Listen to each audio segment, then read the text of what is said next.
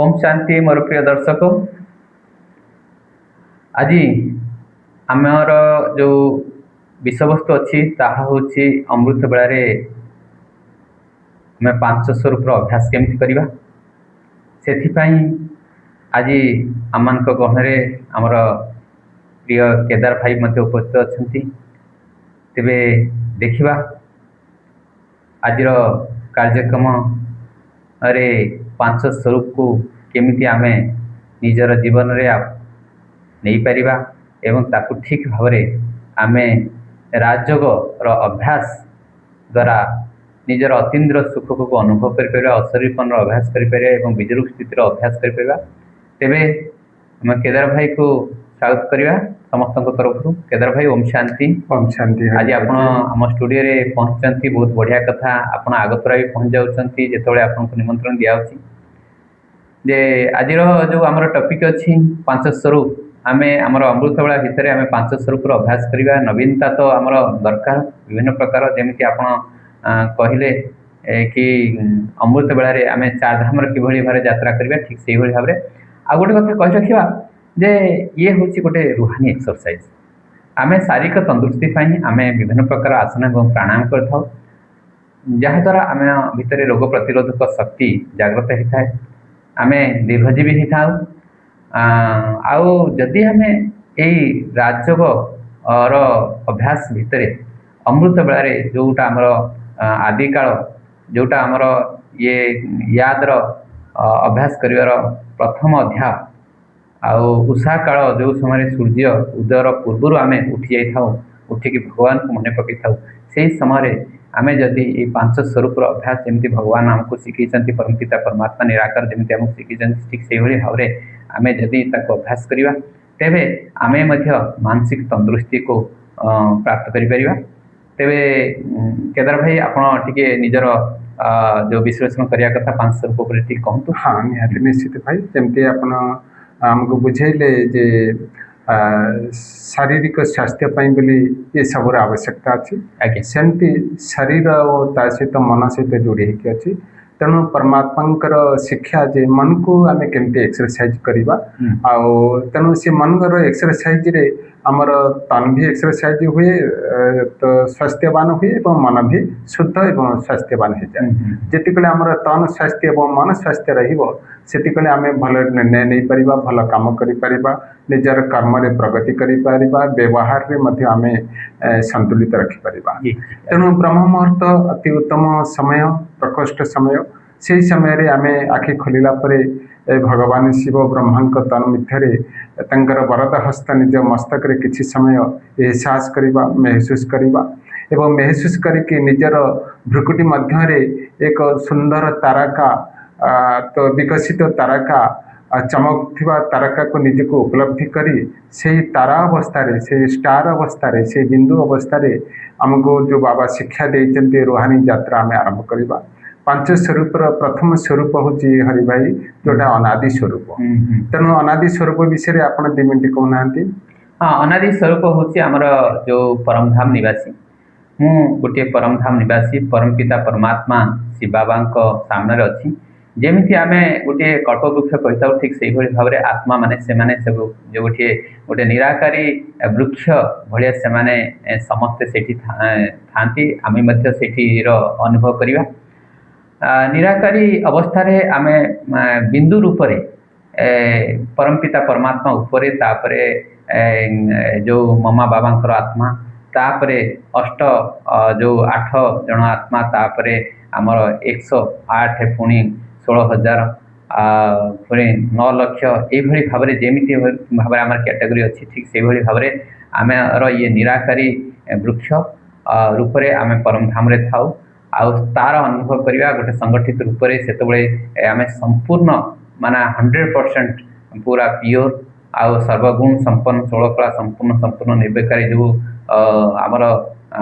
जो देवता स्वरूप जो आदि स्वरूप रे जो कहुची से अवस्था को प्राप्त कर ये पूर्व अवस्था तेणु परमपिता परमात्मा बहुत बढ़िया कथाटी आप कहले तेणु ये जो अनादि स्वरूप ये 5 स्वरूप ब्राह्मण मान एक प्रमुख अस्त्र ये पंच तत्व पंच विकार एवं पंच मन पंच इंद्रिय को ये संशोधन कर दिए एवं जतिकले इंद्रिय मन तन संशोधन हो जाए ये पंच मन मिसिकी पंचामृत बनी जाए। तेणु जीवन को पंचामृत बनवा हेले ये पंच स्वरूप प्रमुख रही जमती भाई आमर कहते अनादि स्वरूप अनादि काल हूँ आमर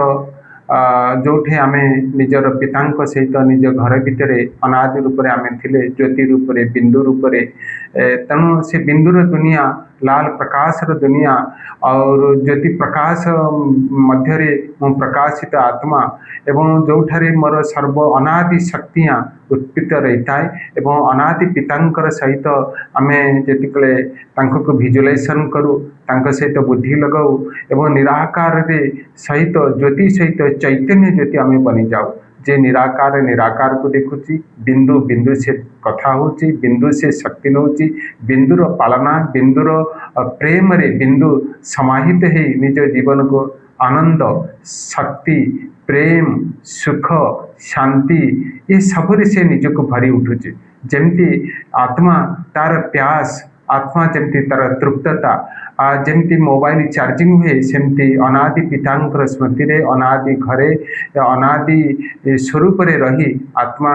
से चार्जिंग हो जाए भरपूर हो जाए एवं सशक्ति हो जाए सेठारे कौन सी चिंतन चले ना कौन सी भावना चले ना कौन सी विकल्प चले ना कौन सी संकल्प चले ना सिर्फ आत्मा ये एहसास करे निज घरे निज पिता सम्मुखें अनादि परिवार भितर ज्योतिर्मय ज्योतिर्मय ज्योतिर्मय यही भाव में आत्मा तृप्तता आरंभ करी से कौन करे ना परम धाम रू सीधा तो आदि स्वरूप देव स्वरूप अनादि आदि स्वरूप को से अवतीर्त करे जो कही रखा जे अनादि स्वरूप रे आमे निजर बैटेरी को आमर जो आत्मा रूपी बैटेरी को चार्ज करने अनादि स्वरूप अभ्यास करने पड़ता है निराकारी स्वरूप रे आमे रही थांती आउ से भी मध्य गोटे विद्रूप स्थिति बाबा जमी कहते जे मन पकेवा अर्थात तो घर को मन पकेवा बाप को मन पकेवा एवं वर्षा रूप में आम सत्य जुग जो देव स्वरूप आमर अच्छी जो आदि स्वरूप अच्छी ताकू मन पकेवा बाप वर्षा आउ ता सहित घर ये आपको आम भूलवा नहीं तेणु से ये प्रथम आम चार्ज करने परम धाम को जाऊँच परम धाम रे निर्विकल्प स्थिति विजरूप स्थिति आम अभ्यास करमको आम परम पिता परमात्मा जो पावर हाउस जो अलमाइट अथॉरिटी सहित आम कनेक्शन जोड़ती कौन सी शरीर से भान न थाए केवल मु बिंदु बिंदु लाइट लाइट लाइट अवस्था और अभ्यास कराई थाए तापर आम आसी था आमर जो आदि स्वरूप आदि स्वरूप हरि भाई जी ये आम देखा पड़ो जे मो ज्योति परम धाम केमती संपन्न है कि पूरा मोर अनादि पिता सहित केते से आत्मार जो प्रखट रही प्रज्वल रही तो मर्की जमती पूरा तो सफेद पॉइंट जमती मो बाबा जमती मोर प्रकाश संपन्न संपूर्ण सेमती मो आत्मा से रूप में मुझे परम धाम रे धीरे धीरे ये बदन को आदि स्वरूप तलक आत्मा ज्योतिर्बिंदु रूप से जो निराकार झाड़ धीरे धीरे संपन्न और संपूर्ण स्थिति रे धीरे धीरे तलक आसुची जो धरती उपर मु पहुँच जाऊँगी से मोर स्वरूप बदल जाऊँगी मु गोटे देवी देवता रूप को धारण कर समय देव स्वरूप रे निज को उपलब्धि कीजिए मुझे देव देवता मानकर गहना रही मोर प्रकार जो सुंदर शरीर सुंदर परिवार सुंदर कारोबार कौन सी चिंता नहीं कौन सी अभाव नहीं जोटार जार वर्णन अच्छी नर नारायण हम नारी लक्ष्मी हम वसुदेव कुटुंब हम दूध घीर नदिया हम सोनार चिड़िया हम अमन चेन हम ना कौन सी कोर्ट हम ना कचेरी हम ना अभाव हम ना डॉक्टर हम ना पुलिस हम ये सब जिनसे किसी नथिबो सुखद शांति जोठारे आम गंगा जमुनार स्रोत निजको सुख शांति आम जीवन को आम व्यतीत करवा देवता मानकर गहन रहिबा 56 प्रकार व्यंजन खाइबा एवं नृत्य कला संगीत कला साहित्य कला आम संपन्न हवा तेणु यही स्वरूप को संपन्न स्वरूप को संपूर्ण स्वरूप को ताकू आम देवता बोली कहू स्टेजटा हूँ आम शतप्रधान स्थिति शतप्रधान स्वरूप आमको रहा पड़ी था ता सहित आमर जो जो आमर ड्रेस आमर जो चमकीला ड्रेस ताको अनुभव करिया दरकार आमर जो हीरा मोती रे सज्जित आमर जो रत्न खचित मुकुट ताकू मध्य ता सहित आमर सुनार जो महल ता सहित सदाबाहारी मौसम आमर चारिपटे जमी मयूर सी तार डांस करुच्ची ଆଉ କଳକଳ ନାଦ ଆରେ ଝରଣା ବହି ଯାଉଛି ଏସବୁ ଜିନିଷର ସବୁ ଅନୁଭବ କରିବାର ଅଛି। ଯେମିତି ସତ୍ୟ ଯୁଗ ଦୁନିଆରେ ସବୁ କିଛି ସତ୍ୟ ଠିକ୍ ସେଇଭଳିଆ ଅବସ୍ଥାକୁ ଆମେ ଅନୁଭବ କରିବା। ଅନୁଭବ କଲେ ଅତୀନ୍ଦ୍ର ସୁଖର ଆମେ ଅନୁଭବ କରିପାରିବା। ତେଣୁ ये जो अभ्यास आमर 8 जन्म करी संपन्न अवस्था संपूर्ण अवस्था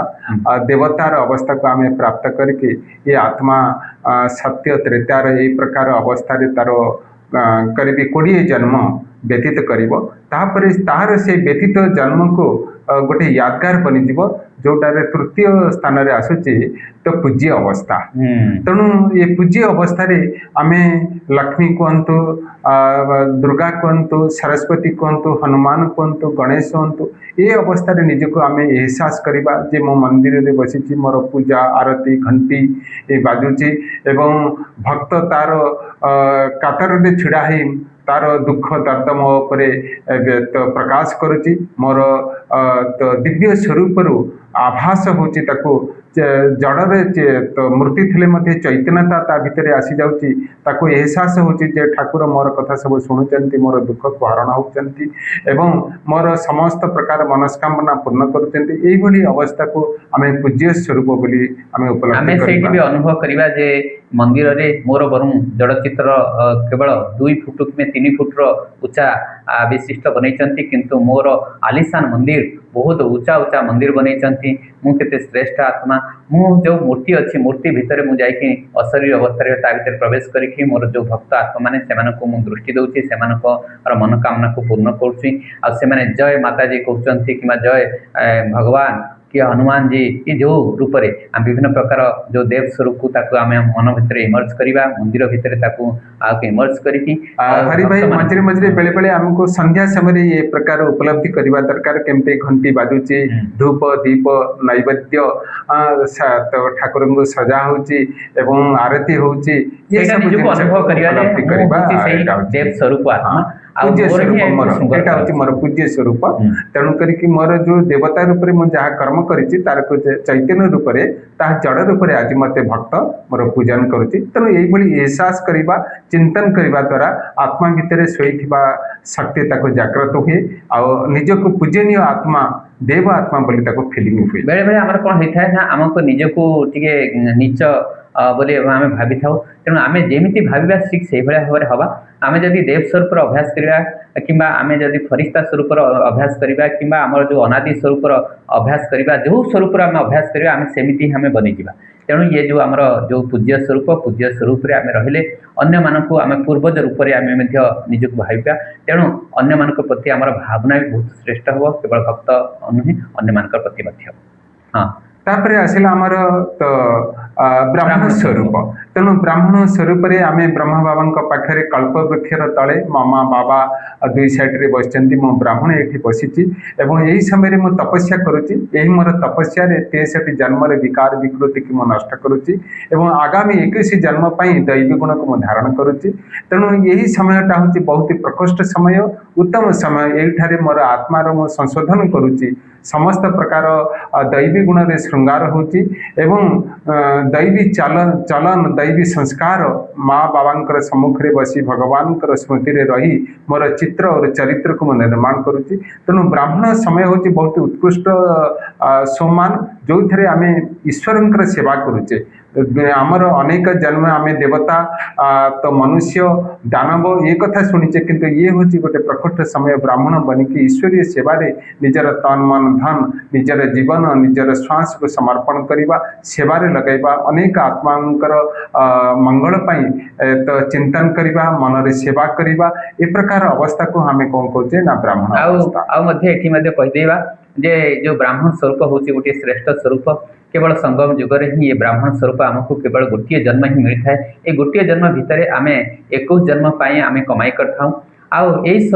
स्वरूप रही आम परमपिता परमात्मा सहित मंगल मिलन कर अभ्यास करवा आउ अमृत बेला आमर बहुत बढ़िया हो जितेबाला आम परमपिता परमात्मा सहित मंगल मिलन अभ्यास करवा। ଆଉ ତେବେ ତାପରେ ପରେ ଆମେ आसवा फरिस्ता स्वरूप फरिस्ता स्वरूप। हाँ फरिस्ता स्वरूप हूँ जो न्यारा प्यारा जो ठारे ना मु कहार ना किए मोर मु समस्तंकर समस्ते मोर समस्तଙ୍କ ପାଇଁ मंगल चिंतन करवा समस्तंकर उन्नति विचार करवा समस्तंकर प्रगतिर चिंता करवा दुख न समस्तंकर दूर हो जाऊ घर परिवार रे सुख शांति तो परिपूर्ण हो जाऊ मोर फरिस्ता शरीर जो थे कौन सी हाड़ मांस नहीं एक लाइट र प्रकाश सारा विश्व को इमर्ज करके समस्तंकर पंचतत्वर सर्वात्मार जीव जगतर मंगल कामना करवा जोटि इच्छा जो आज कौन सी जगार भूकंप होगला कौन सी जगार आज किसी अनिष्ट होगला तेणु से समय को से स्थान को इमर्ज करके निज बुद्धि भितर सशक्त करवा दया धर्म क्षमा करुणा तापर लुटई देवा यही अवस्था को आम फरिस्ता ये फरिस्ता स्वरूप आमर डेणा देखी दिया थाए आमे पूरा सफेद ड्रेस रे थांती आउ तारे अनुभव करवा आम ज्ञान जगर दीटा पक्षी लगी उमंग उत्साह पक्षी लगी चारिटा जमी पक्षी लगी से भाई भाव अनुभव करवा ये जो फरिस्ता स्वरूप को आम धीरे धीरे ये जो ब्राह्मण स्वरूप रे आम स्थूल बतन जो आम परमपिता परमात्मा को अनुभव करुले आम जो फरिस्ता स्वरूप को जाऊँच से आम सूक्ष्म बतन को उड़ी जा सूक्ष्म बतन में आम अनुभव करवा ममा बाबा और आडभांस पार्टी वालों सहित आम फरिस्ता होगी संपूर्ण फरिस्ता स्थित स्थित होगी आम सकाश दौरान सकाशर कार्यक्रम आरि भर यदि रखा जाए तो बहुत बढ़िया हम आउ कहीं प्रथम आम स्टार्टिंग कर